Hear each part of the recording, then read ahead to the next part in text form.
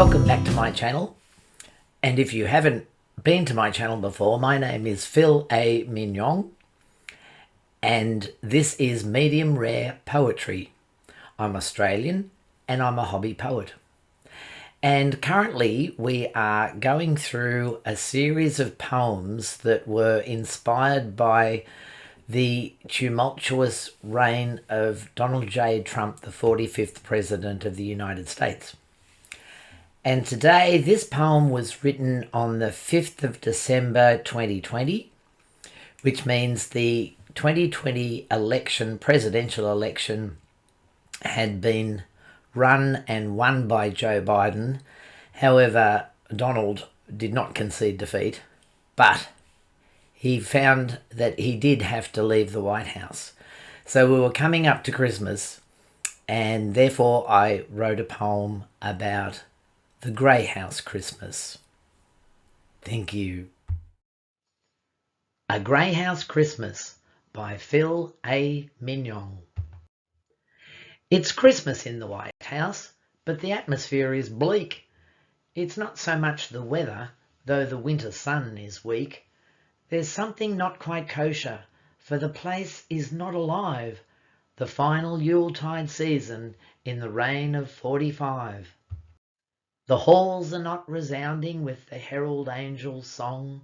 The Christmas decorations seem to wilt, and that is wrong. The Christmas trees are naked where they line the hallowed halls. It seems the thief's apprentice went and auctioned off the balls. The tinsel is not sparkling as is normally their guise. The trees are draped like rag dolls with enormous long red ties. The angel at the apex seems to snarl with protestation, the plaintiff in a legal suit alleging molestation. The Christmas feast was rated as a very poor affair, with Big Mac paper wrappers scattered almost everywhere. And not a drop of champers had been served to all the folk. They had to toast their idol with a can of Diet Coke. And so the moving trucks have come to load up all their cargo and form a massive convoy to the gates of Mar-a-Lago. The People's House is stripped of all its desks and leather seating, even to the golden loo, the source of frenzied tweeting. They even stole the White House lawn and folded up the garden, the site of vague meanderings and presidential pardons.